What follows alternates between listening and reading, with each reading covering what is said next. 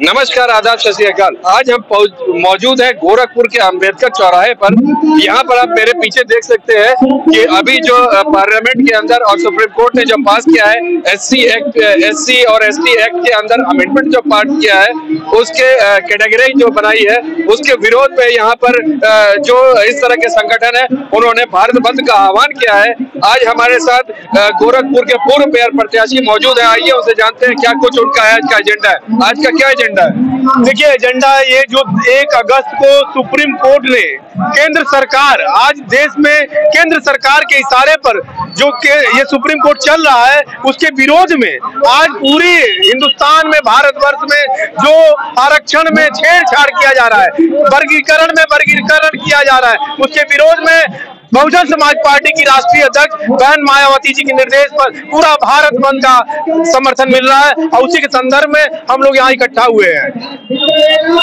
अभी आगे का क्या प्लान है? अब यहाँ से ये पूरे बहुजन समाज पार्टी के लोग, अम्बेडकरवादी लोग, संविधान को चाहने वाले लोग सारे इकट्ठा होकर के यहाँ पर अम्बेडकर चौराहे से होते हुए हम लोग शास्त्री चौराहे पर जाकर और गोरखपुर गोलघर से होते हुए काली मंदिर होते हुए महामहिम राष्ट्रपति को जिलाधिकारी गोरखपुर के माध्यम से ज्ञापन देंगे कि 1 तारीख को जो सुप्रीम कोर्ट ने आदेश दिया है उस आदेश को वापस लेवे और इस केंद्र की जो निरंकुश केंद्र सरकार है, जो अपनी नीतियों को लागू कराना चाहती है, आरक्षण के साथ छेड़छाड़ करना चाहती है, उसे वो वापस लेवे और इस जनता के हित में तो ये कानून वापस लेना बहुत जरूरी है। अगर ये नहीं होता है तो आगे का रणनीति क्या होगा? क्योंकि पार्लियामेंट में आपका कोई मेंबर तो है नहीं।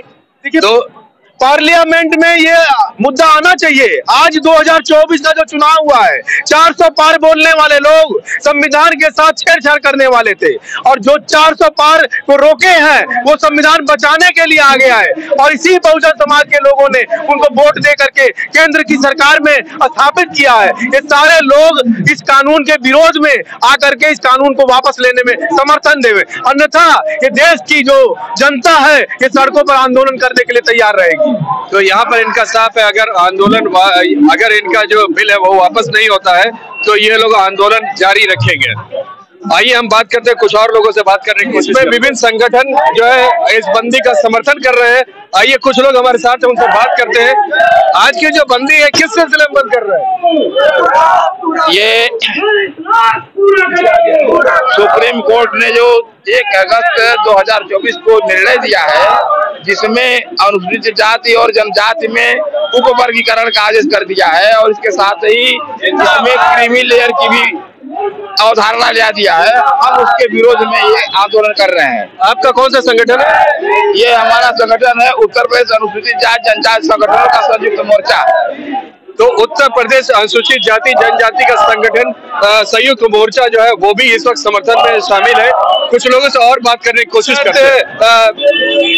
जो लोग एडवोकेट्स हैं यहाँ पे मौजूद हैं, जो इस बिल के विरोध में है और उनका ये भी कहना है कि बिल को वापस लिया जाए। ये लीगली समझते हैं कि क्या कुछ है इस बिल में जिसका आप लोग विरोध कर रहे हैं? हम लोग विरोध ये कर रहे हैं कि जो सामंतवादी तत्व टाइप के जज जो है उन्होंने एक ऐसा आरक्षण की बात करते हुए एक वर्गीकरण की बात की और हम कहते हैं कि ये वर्गीकरण देश के लिए, समाज के लिए उचित नहीं है। आरक्षण तो मिल ही रहा है ना, आरक्षण तो खत्म नहीं किया ना। आरक्षण मिल कहाँ रहा है? आरक्षण तो EWS कोटा 10% दे दिया, फिर आपने जो प्रमोशन, ये जो बिना ये प्रमोशन जो दे रहे, जो पद दे रहा है, पद जो दे रहा है, कुछ पदों पे जो लिटरल भर्ती कर रहे हैं, वो आरक्षण कहाँ है? अगर वो नहीं होता तो आरक्षण लाभ मिलता हम लोगों को, लेकिन लिटरल एंट्री करके वो इस देश को सामंतवादी पूर्ण से बनाना चाहते हैं और देश में बिखराव पैदा करना चाहते हैं।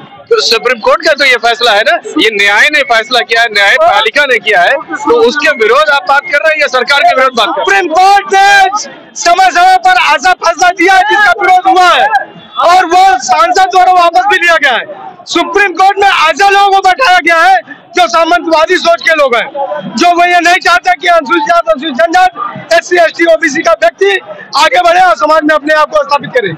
अगर इसको वापस नहीं लिया जाता है तो आगे की रणनीति क्या होगी? आगे रणनीति हमारी लड़ाई जारी रहेगी। यह जो सुप्रीम कोर्ट जो है 1 अगस्त 2024 में जो फैसला किया है, ये बिल्कुल जो है संविधान के खिलाफ है। जब आरक्षण दिया गया था उस समय मुद्दा था अस्पृश्यता। यह गरीबी हटाओ अभियान नहीं है। यह जो है अस्पृश्यता जब तक रहेगा तब तक यह जो है आरक्षण को खत्म नहीं कर सकता है। तो बेसिकली देखिए अभी राम मंदिर का उद्घाटन किया है तो मुर्मू को लोग नहीं बुलाया था, हमारे जो है पूर्व राष्ट्रपति को भी नहीं बुलाया है। अभी लोग हमारे लोग जो है संविधान की वजह से राष्ट्रपति हो सकते हैं। तो बेसिकली आपका विरोध जो है वो कैटेगराइज जो बनाई गई है, कैटेगरी बनाई गई है, उसका विरोध है। इसलिए कटघरे के आधार पर आरक्षण खत्म करना चाहते हैं, क्योंकि वो कह रहे हैं नो फंड सुटेबल। अभी वर्तमान में दुनिया भर का पद है जिसमें नो सफिशिएंट फंड सफिशिएंट। अभी 10% ही कुछ लोग आगे बढ़े हैं, फिर उसमें लिख देगा नो सफिशिएंट। तो यहाँ पर इनका साफ कहना यह है कि ये जो मनुवादी जजों द्वारा दिया गया है, सुप्रीम कोर्ट जो है कॉलेजियम खत्म करो। 250 घर ही है पूरे इंडिया में जो है वो जज बनता है, क्या काबिलियत उसकी है? परीक्षा दिलाओ, सबके बेटी बेटा उसमें परीक्षा देंगे, ऑल इंडिया जुडिशियल सर्विस करो, कॉलेजियम खत्म करो। तुम खुद मनुवादी हो, तुम फंसा दे नहीं सकते हो। तो यहाँ पर इनका साफ ये कहना है कि जो कैटेगराइज आया है उसको जो है खत्म किया जाए, और जब तक खत्म नहीं किया जाएगा ये लड़ाई सड़कों पे चलती रहेगी। आज जो बंद का आह्वान है उसके बारे में जानना चाहते हैं कि आगे की रणनीति क्या होगी। आगे की रणनीति क्या है? आज तो पूरा जन सैलाब दिख रहा है, नीला पूरा बना हुआ है शहर। आगे की रणनीति की गाइडलाइन वाहन जी जारी करेंगी, उस पर हम लोग काम करेंगे।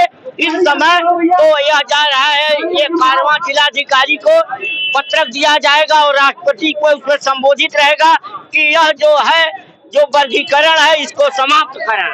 यह वर्गीकरण समाज विरोधी है, दलित विरोधी है। यह किसी भी कारण से इसको सामाजिक मान्यता नहीं दिया जा सकता है। दलितों का इसमें हानि है, दलित इससे परेशान होगा, दलितों की बहुत ज्यादा इसमें क्षति होगी। बाबा साहब का संविधान का जो दिया गया अधिकार है प्रभावित होगा। ऐसी स्थिति में तत्काल कानून बना करके इसको समाप्त करने की जरूरत है ताकि दलितों का सम्मान बचे, उनका स्वाभिमान बचे। लेकिन सवाल तो ये है, ये इसको सुप्रीम कोर्ट ने लाया है, आप एजिटेशन सरकार के खिलाफ कर रहे हैं। नहीं मानवर सुप्रीम कोर्ट ने राज्य सरकार को पावर दे दिया है कि वह इस समय वर्गीकरण करके लागू करें। लेकिन लागू तो सुप्रीम कोर्ट ने किया है ना। नहीं, आपका एजुकेशन जो है सरकार के खिलाफ है। मेन पावर तो राज्य सरकार को आ गया है, केंद्र सरकार इसको चाहती है। हम प्रकाश मीणा में हमारा मोहरा इसको लागू करें। तो यहाँ पर देखिए, यहाँ पर फुटेज देख सकते हैं कि यहाँ पर बंद कराने के लिए उग्र हो रहे हैं लोग और जबरदस्ती दुकानों को बंद करा रहे हैं अपने पक्ष के अंदर। कि यहाँ पर देख रहे हैं ये गोलघर की मेन मार्केट है, बलदेव प्लाजा के अंदर जो दुकानें खुली हुई थी उसको जबरदस्ती बंद कराने की कोशिश की जा रही है। आइए कुछ और देखते हैं फुटेज में क्या हो रहा है। यहाँ पर उग्र होते हुए दिख रहे हैं जो कार्यकर्ता हैं, बीएसपी के कार्यकर्ता हो या इस बिल के जो विरोध में लोग रहे हो, वो यहाँ पर उग्र होते हुए दिख रहे हैं और जबरदस्ती बंद कराने की कोशिश कर रहे हैं। आगे कुछ और मैं फुटेज दिखाने की कोशिश करूंगा कि देखिए आगे क्या हो रहा है। यहाँ पर प्रशासन भी मौजूद है, किसी भी अनहोनी को रोकने के लिए पूरी प्रशासन पूरी मुस्तैदी से लगी हुई है। चप्पे चप्पे पे उनकी नजर है, कोई भी अनहोनी होने से पहले उसको काबू कर लिया जाएगा और यहाँ पर इस तरह से बंद को सफल बनाने की कोशिश की जा रही है। यहाँ पर जो जुलूस था, जो SC/ST के क्रीमी लेयर के विरोध में जो जुलूस था, जो भारत बंद का आह्वान था, वो पूरा जुलूस यहाँ पर आ गया है। आप इधर विजुअल में देख सकते हैं कि यहाँ पर BSP और अलग SC/ST के जो संगठन है उनका पूरा ग्रुप यहाँ पर मौजूद है और यहाँ पर जिलाधिकारी कार्यालय के सामने ये लोग बैठ करके प्रदर्शन कर रहे हैं। यहाँ पर वेट हो रहा है जिलाधिकारी या उनके किसी प्रतिनिधित्व का कि वो आ करके इनका ज्ञापन ले। इनका ज्ञापन जो राष्ट्रपति को संबोधित ज्ञापन है जिसमें इन्होंने मांग की है कि ये जो कानून क्रीमी लेयर का पास हुआ है, जो SC/ST एक्ट में कैटेगराइज बनाई गई है, उसको खत्म करने की मांग कर रहे हैं। साथ में इनका साफ साफ ये कहना है कि अगर ये खत्म नहीं होता है तो इससे भी उग्र आंदोलन होगा। मैं ग्राउंड जीरो से मोहम्मद यूसुफ, गोरखपुर से EN डेली के लिए।